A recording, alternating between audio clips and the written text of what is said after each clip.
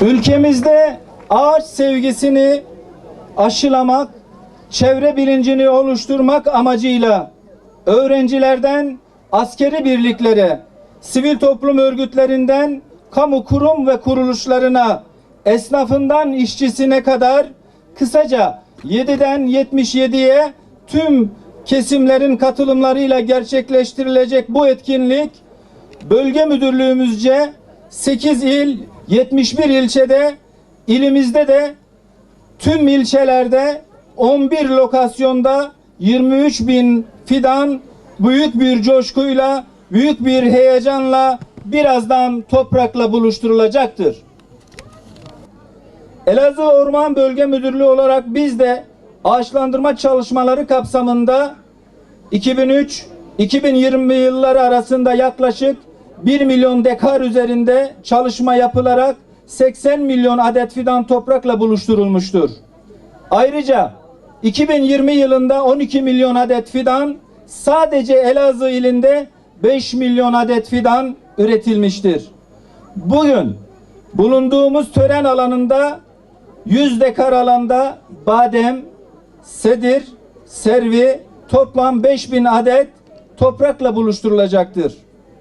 Efendimiz Aleyhisselatu Vesselam yarın kıyametin kopacağını bilseniz bile elinizdeki fidanı dikin buyurmuştur.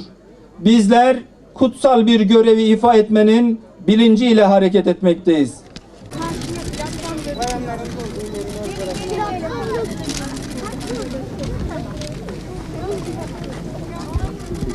1 Ağustos 30 Ağustos arasında toplamda 223 bin fidanı günde 7.700 fidan olmak üzere geleceğimize nefes projesiyle buluşturuyoruz.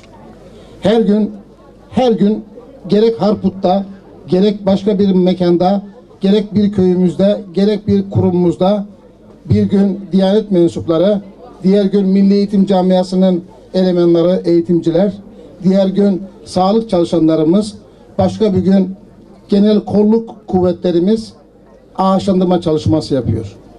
İnşallah bu yaptığımız çalışmalarla geleceğimiz Elazığ'ımız daha yemyeşil bir Elazığ olacak. Dünden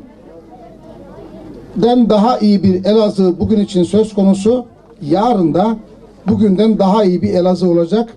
Nasıl? İşte bu yaptığımız çalışmalarla. Euzu billahi mineşşeytanirracim. Bismillahirrahmanirrahim. Elhamdülillahi rabbil alamin.